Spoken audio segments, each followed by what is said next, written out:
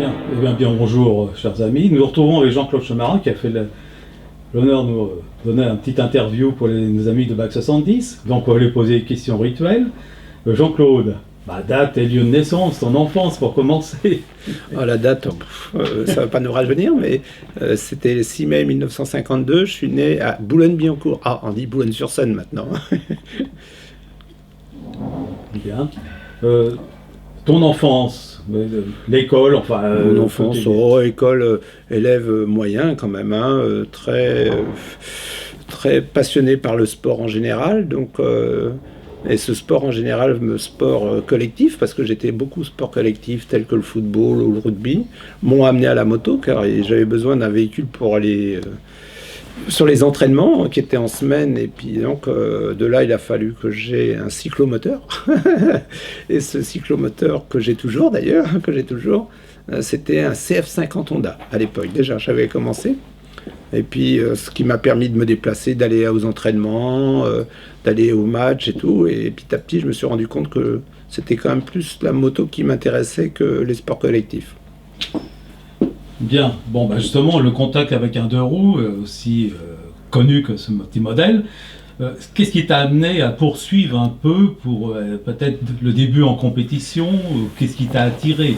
Bon, après ça, j'ai eu une 250 Suzuki. Mes parents souhaitaient que je sois inscrit dans un motoclub parce que on devait m'apprendre à conduire sagement, chose que je ne faisais pas seul. Donc j'ai été inscrit à l'époque dans un motoclub qui s'appelait le Motoclub Châtillonnais, avec ma 250, mais très vite, lors des sorties, pour les concentrations, pour ces choses-là, les gens du motoclub m'ont sérieusement conseillé d'aller plutôt m'amuser sur un circuit, parce que la route, je n'étais pas suffisamment prudent pour eux, et peut-être trop impulsif, hein, pour faire de la route régulièrement. Donc voilà, et c'est de là que j'ai été vers une orientation un peu course de côte pour découvrir.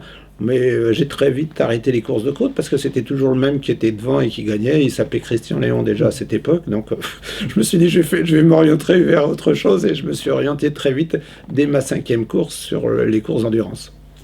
Très bien. Peut-être une petite parenthèse, je crois que tu as eu la chance pendant ton service militaire d'assouvir ta passion pour les deux roues. Oui, j'ai eu la chance. Oui, j'ai eu de la chance qu'à l'époque où j'ai fait mon service militaire, donc c'était... faut dire la date. Bon, en 1969, et je suis rentré dans le régiment du train qui se situe à Montlhéry. Et donc, je me suis retrouvé à faire de la moto, être formateur aussi. Je formais d'autres militaires à la pratique de la moto. Donc, pendant tout mon service militaire, je n'ai fait que de la moto. Et ce qui m'a permis de courir sous les couleurs d'un motoclub. Hein. C'était le motoclub de la police nationale, parce que quand on était à l'armée, il fallait qu'on soit inscrit dans un motoclub. Donc ça m'a permis de continuer à rouler, les courses, faire de la moto pendant tout mon service militaire, et puis ça a été un plaisir. Bien. Et tes débuts en endurance, je pense que c'est le bol d'or en 1970 sur une T500 avec notre ami de Combex. Exactement, oui, c'est en 70, mais comme j'avais passé l'année d'avant sur le terrain, à Montlhéry, puisque j'étais dans le corps d'armée du train qui était basé à Montlhéry, le circuit de Montlhéry, on le connaissait aussi bien de jour de nuit, parce que nous avions l'occasion de faire souvent des manœuvres sur le circuit même.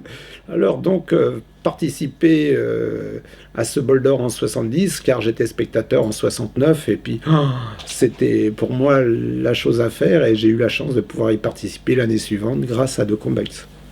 D'ailleurs, avec un résultat favorable. Oui, je pense que nous avons eu aussi de la chance, parce que nous avions misé sur une catégorie. À l'époque, il y avait plusieurs catégories, et nous avions misé sur la catégorie 500, et nous avions eu un peu le soutien de Suzuki, et on a eu la chance d'avoir une moto fiable et qui nous a permis de gagner ce bol d'or dans la catégorie. Très bien. Puis après, je pense que tu as fait quelques courses en vitesse en France notamment. Peux-tu nous en parler un petit peu sur les différentes machines? Oui, j'ai fait, parce que faut revenir un petit peu en arrière, car j'ai eu la chance d'avoir rencontré le père de Philippe Monneret, Georges, qui m'avait surtout bien conseillé, et je prenais surtout note de tout ce qu'il me disait. Il m'avait surtout dit: va faire de l'endurance, tu verras, tu trouveras quelque chose, mais concentre-toi sur une seule chose.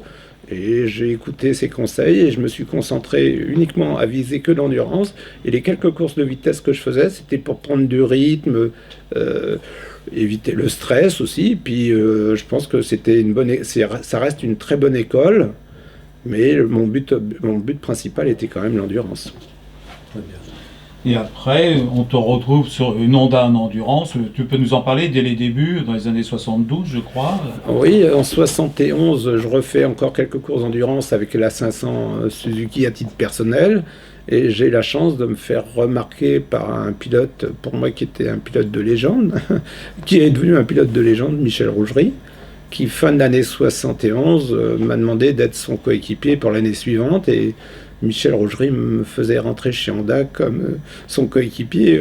J'ai eu du mal à me rendre compte de tout ce qu'il me donnait, et je m'en suis rendu compte que lorsque je suis monté sur la Honda Daytona en 72, je venais de monter une grande marche là, mais grâce à Michel Rougerie, où j'ai été sur second, où j'ai profité de tout son enseignement, et j'ai eu de la chance. En fin de compte, dans ma carrière, j'ai eu toujours des gens d'un très bon niveau et qui m'ont enseigné le pilotage et la progression dans ce domaine. Oui, alors justement, après, en 72, donc sur une Honda, grâce à ce que tu nous as fait nous parler, tu te retrouves surtout avec coéquipier avec Gérard De Broc. Oui, ça c'est en 74. Hein, donc je me retrouve avec Gérard, qui était pour moi aussi quelqu'un de posé, très méthodique et tout, et qui a été mon deuxième professeur.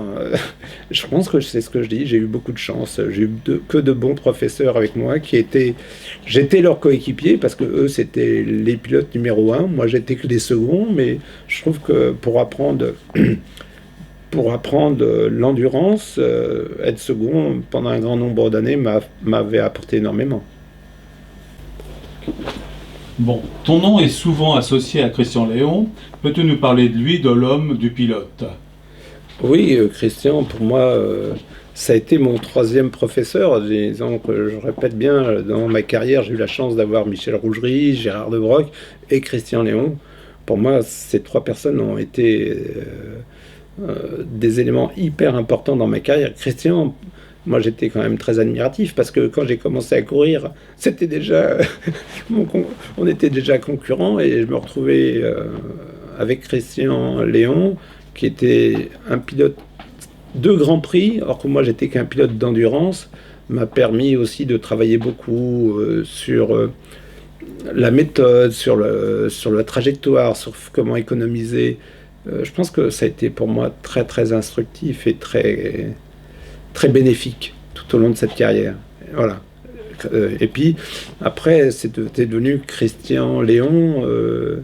En fin de compte, c'était pas Christian Léon et Jean-Claude Chemarin, c'était Léon Chemarin. À nous deux, on avait l'impression nous avions un sosie. Oui, d'ailleurs, on se rappelle bien, je me rappelle une course de 24 heures à Spa, donc le speaker demandait Léon Chemarin en croyant que c'était un seul homme. Bon, tout le monde s'en rappelle un petit peu. Bon, alors après cette époque glorieuse, un peu malheureusement, 81, tu changes de fusil d'épaule chez Kawasaki. Tu nous parlais en même temps tes équipiers après l'époque Honda. Oui, je veux dire que j'avais passé quand même 9 ans chez Honda, et Honda, je pense qu'on était arrivé 9 ans de collaboration avec Honda. Je pense que on avait fait un 369, chose qui est assez exceptionnelle en tant que pilote. Et la notoriété de Honda était un peu, ça peut être un peu prétentieux. Je pense que l'équipage Léon Chemarin était beaucoup plus cité qu'Honda, faisait que Honda souhaitait à un moment que ça soit la marque et non les pilotes. Et donc cette coupure a fait que moi, Honda, cette belle collaboration pendant de nombreuses années s'est arrêtée, et Christian Huguet, qui était chez Kawasaki, m'a demandé d'être son coéquipier chez Kawasaki dès 81. Donc je suis rentré chez Kawasaki en 81 et notre première participation, ça a été les 24 heures du Mans et que nous avons gagné. Donc alors après, j'ai remercié Christian Huyet de m'avoir donné cette opportunité de changer et de montrer le Chemarin qui a toujours été qu'un second, qui s'est retrouvé pour une fois le premier. Le premier, quand je veux dire, de l'équipe. Hein. J'étais second chez... Mais 9 ans, plus de 9 ans en tant que second m'ont appris beaucoup, beaucoup. Bien. Bon, tu arrêtes la compétition en quelle année exactement, Jean-Claude ? Bon, j'avais dit que j'ai arrêté en 82 parce que j'avais eu la chance d'être pilote Honda pendant 9 ans, Kawasaki pendant 2. J'avais eu toutes les satisfactions que je voulais, qu'aussi bien au niveau des résultats mais aussi je portais un fardeau qui était tous les gens qui étaient proches. J'avais quand même perdu beaucoup. Et puis moi je m'étais donné une limite et je pense que j'ai respecté cette limite et dans la durée de participation. Et donc j'avais annoncé que champion du monde, j'arrêterais. Mais aujourd'hui, il y en a d'autres qui l'ont démontré en voiture aussi. Hein.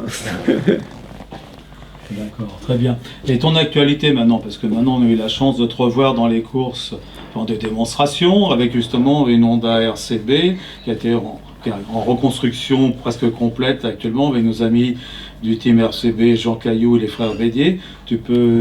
Ça te motive, tu nous en parles un petit peu ? Oui, moi je trouve que c'est une très belle chose parce que ces gens-là, ils ont fait un gros travail parce que reconstruire une RCB, pour moi l'époque RCB, que je dis pour moi, pour nous, parce que je n'étais pas tout seul, avec Christian et tous les gens qui pilotent, qui ont roulé sur les RCB, on roulait sur des motos d'usine. Or que jusqu'à maintenant, avant les RCB, c'était des ex améliorés et tout, mais c'était pas des motos d'usine. Or que les RCB, Christian et moi, nous avons eu la chance de travailler en amont. Bien avant la saison 76, d'être à l'usine et de travailler sur le projet. Donc on a participé à concevoir cette moto qui était vraiment une moto faite pour l'endurance. Pour chaque circuit, nous avions une moto différente et tout. Et là, je me suis rendu compte que la différence était énorme entre une moto d'usine, chose que nous avons eue pendant plus de 4 ans. Donc, ça reste aujourd'hui, de temps en temps, participer à des courses, à des présentations sur une RCB reconstruite, pour moi, ce n'est qu'un bon moment de plaisir. Très bien. J'espère qu'on te verra en 2017, cette année, encore sur quelques manifestations avec cette belle machine. En tout cas, merci Jean-Claude, on va te remercier, c'est de ta sympathie, de nous rappeler un peu ces très bons souvenirs. Merci. C'est moi qui vous remercie.